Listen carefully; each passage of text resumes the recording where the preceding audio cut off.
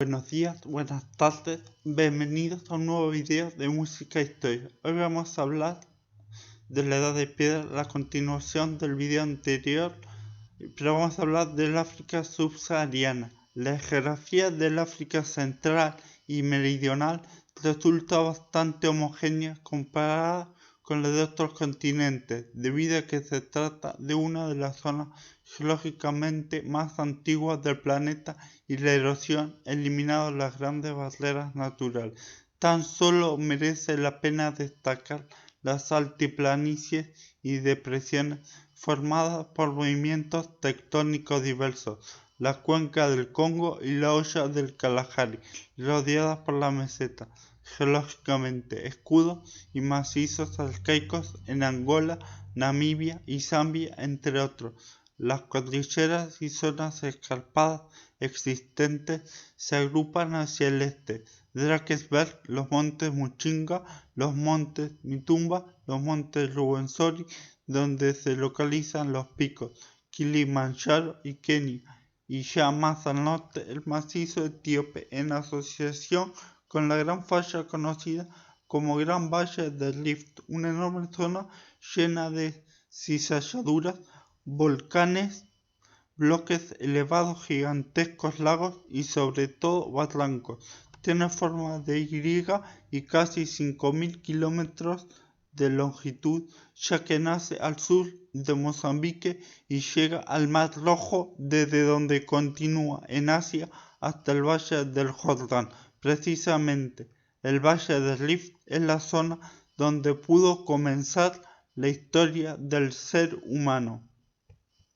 Aunque en la actualidad hay considerables diferencias climáticas, hidrográficas y ecológicas, no es posible aplicar estos parámetros a la Edad de Piedra, pues, como se ha indicado, hubo significativos cambios ambientales a lo largo de su desarrollo.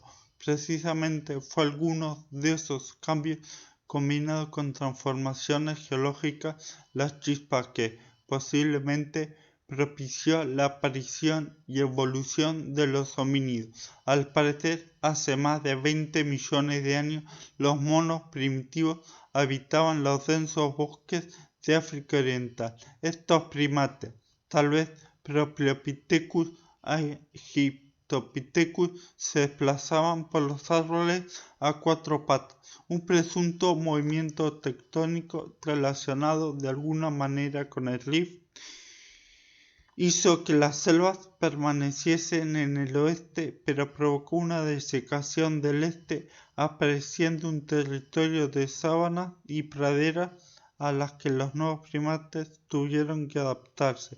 De este modo, se supone que nacieron los primeros antropoides bípedos, que posiblemente pertenecieran a la especie Ardipithecus, que a su vez dio lugar a los australopithecinos en un momento indeterminado entre hace 6 y 4 millones de años. Ardipithecus lamidus. Ardipithecus lamidus es una especie extinta de homínido, probablemente un homínido primate bípede, quizá un ancestro del ser humano. Ardi significa suelo, Pithecus en griego significa mono, y lamid es raíz en la lengua amárico del lugar, Etiopía, donde fueron encontrados los primeros restos. Ardipithecus lamidus es una especie de australopithecino de la región Afar, en la Etiopía del Plioceno temprano, hace 4,4 millones de años.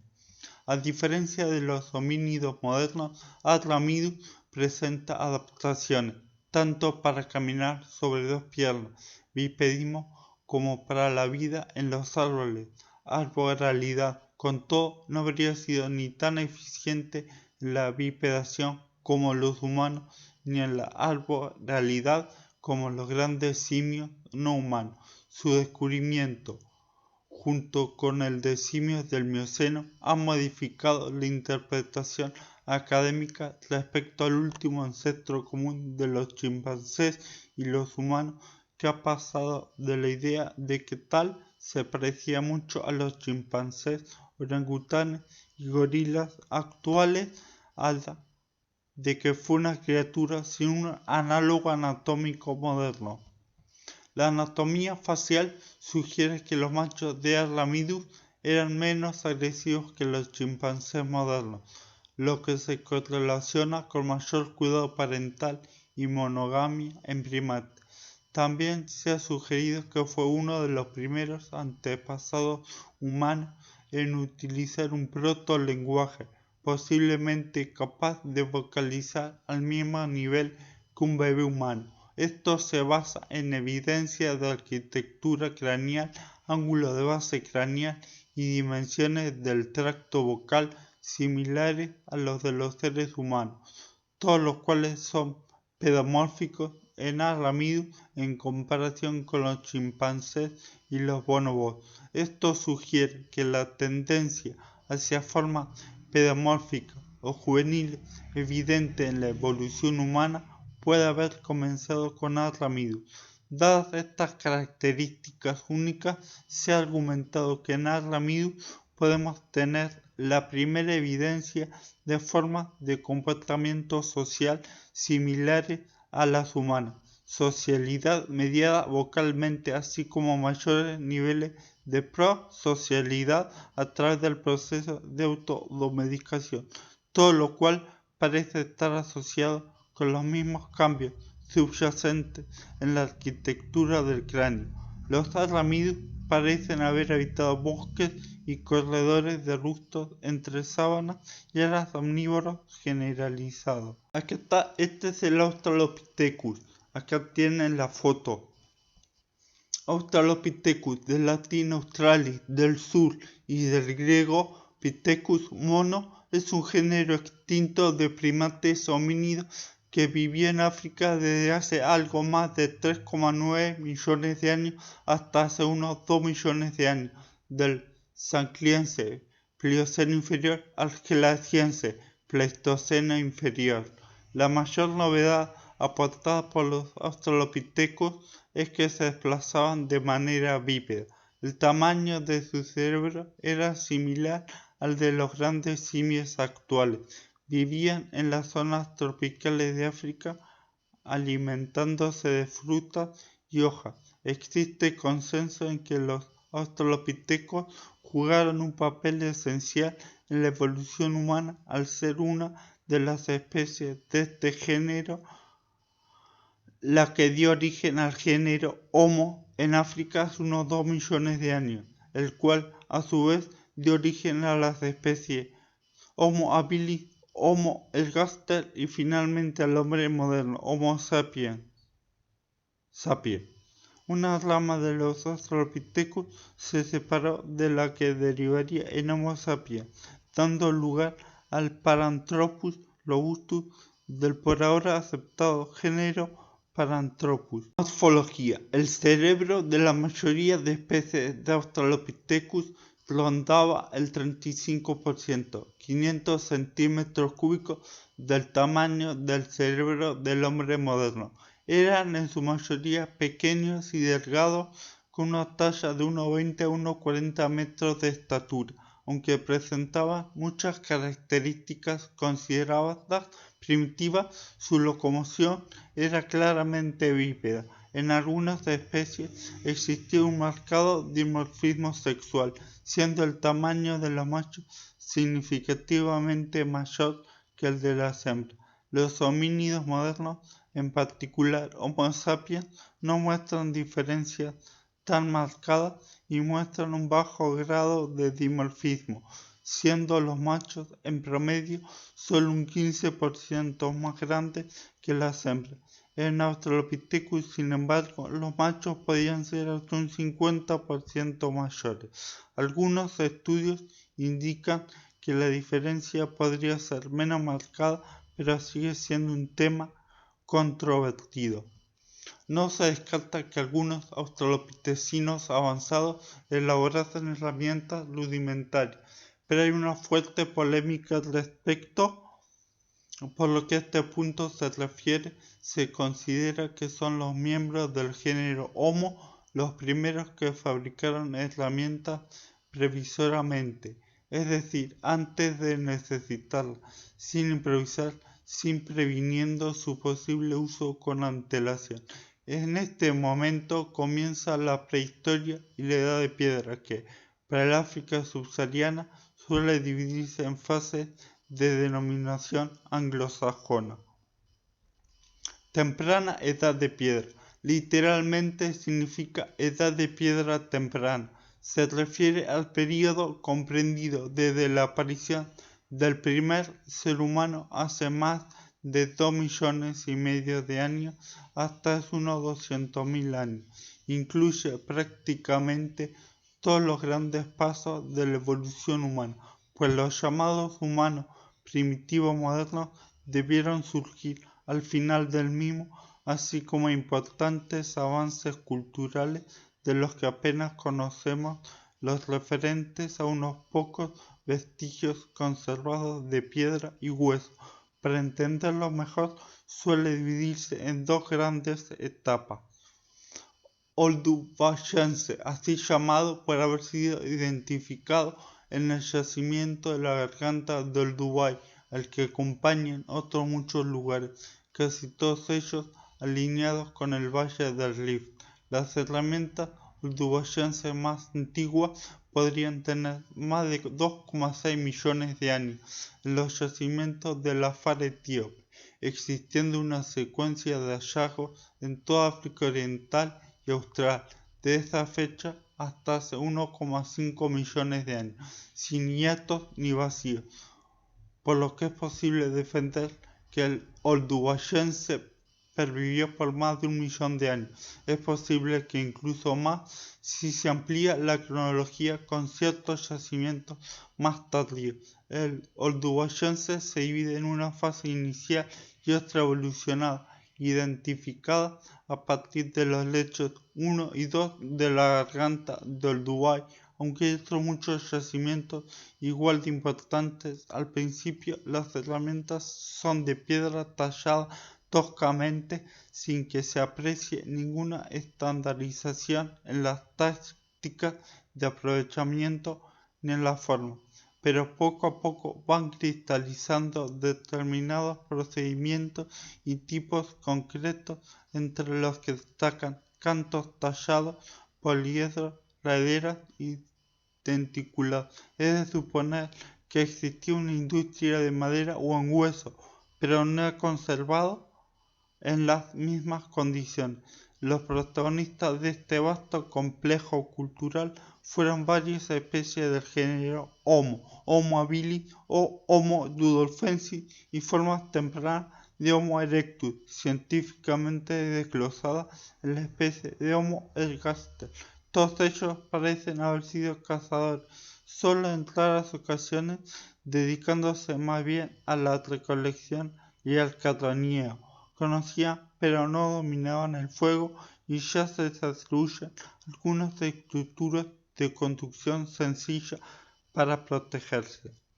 El aquelense nació en África mucho antes que en cualquier otra parte del mundo, en un momento que parece coincidir con la gran migración humana hacia Eurasia y con la aparición de formas tempranas de Homo erectus. Sin embargo, aunque los bifaces más antiguos se han datado en el yacimiento etíope de Konso Gardula en 1,9 millones de años, la tecnología aquelense no parece salir de África hasta más de 1 millón de años más tarde. Así pues, el aquelense fue patrimonio exclusivo de los africanos, probablemente de las diversas especies humanas que convivieron en este continente por esta fecha.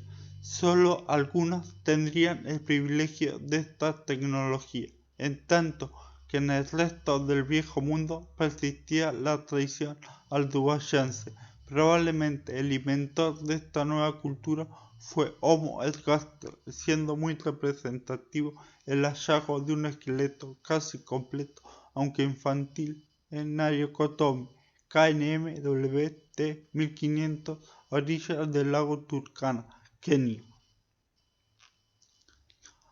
La herramienta más conocida del aquelense es el bifaz, pero la variedad tipológica se amplía apareciendo hendidores triedros, bolas poliédricas y todo tipo de utensilios sobre lascas restocadas. El aquelense africano también es longevo, ya que perdura hasta hace unos 200.000 años y a menudo es común referirse a él como Forestmitiense en la zona oriental o Stellenbosch en la zona meridional. Posiblemente la expansión del aquelense fuera de África sería consecuencia de una segunda oleada colonizadora, que esta vez, sin embargo, no alcanzó los confines de Asia. El aquelense va desapareciendo en fechas en las que aparecieron los humanos modernos primitivos, mucho más inteligentes y con una tecnología mucho más sofisticada y diversa. Aunque no pertenezca a esta región, en Jebel y Hood, próximo a Marrakech, Marruecos, ha aparecido una mandíbula de primitivo moderno con más de 160.000 años. Fecha similar tienen los restos de Etiopía, lo que permite jalonar el final de la Early Stone Age en todo el continente. Middle Stone Age, MSA, Edad de Piedra Intermedia, es el período comprendido entre el final de la Edad de Piedra Temprana, o esa hace 200.000 años, hasta el inicio de la Edad de Piedra Tardía, o LSA, hace 30.000 años. Podría situarse en paralelo con el Paleolítico Medio Europeo, pero existen sensibles diferencias culturales y antropológicas entre ambas.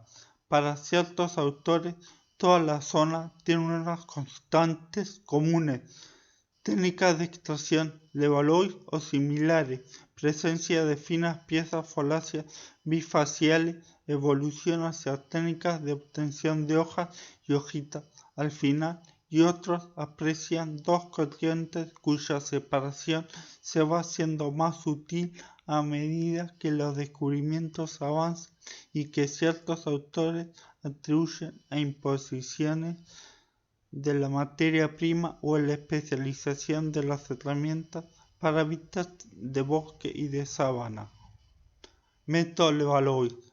Acá está.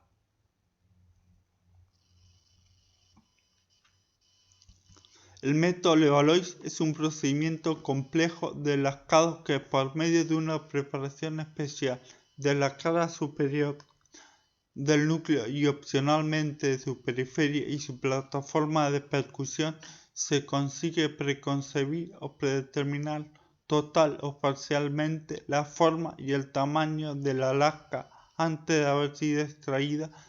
De este modo, la talla lítica sigue unos pasos concretos que dan lugar a unos resultados formales muy específicos.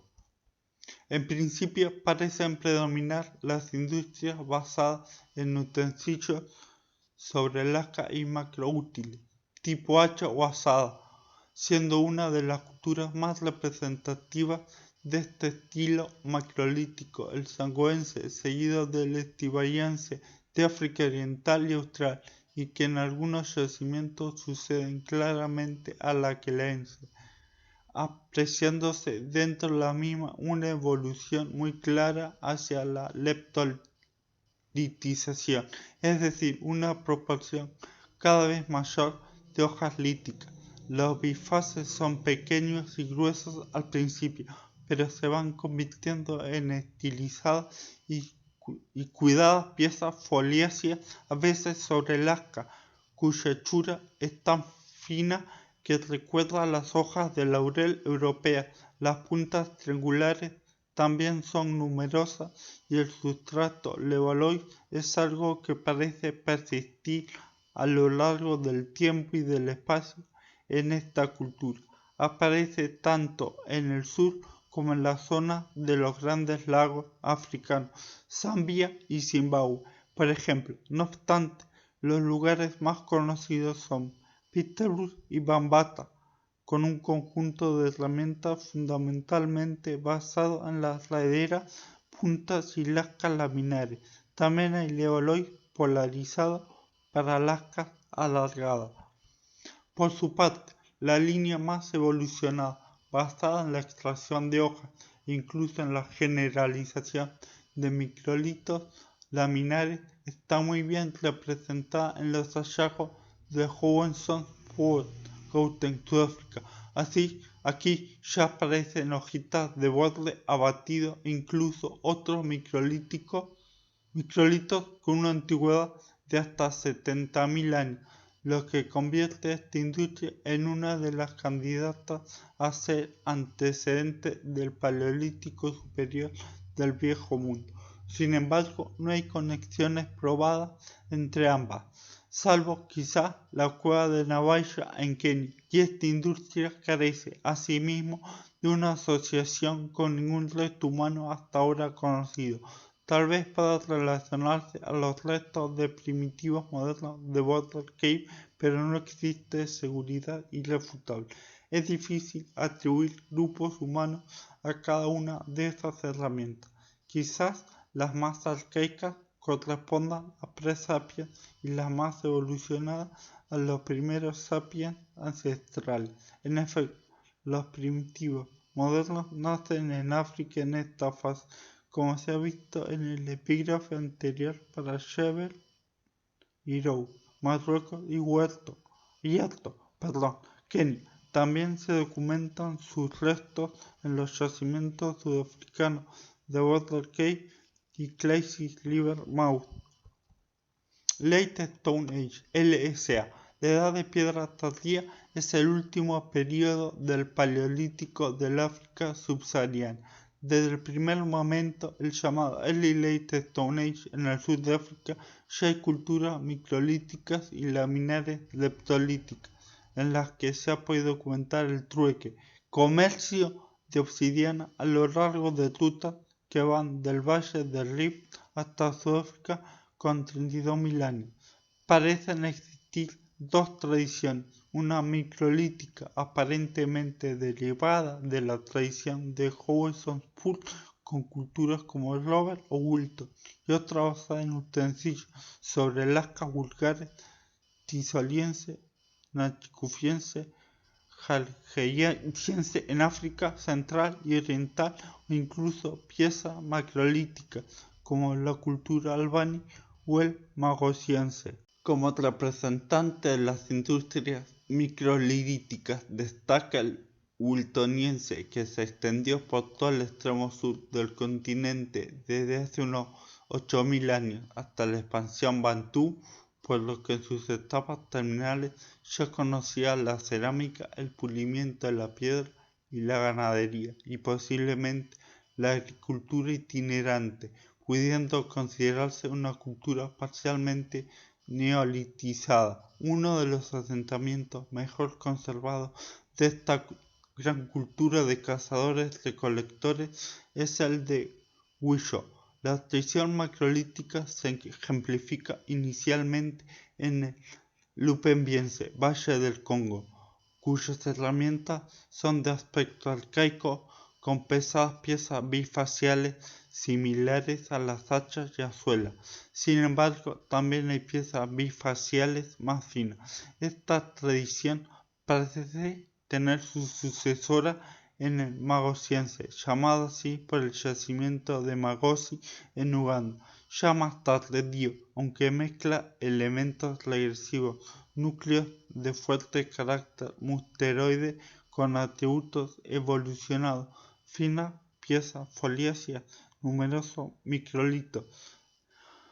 El magosiense se da desde hace unos 12.000 años hasta periodos muy recientes, evolucionando hacia la microlitización mayoritaria de sus herramientas.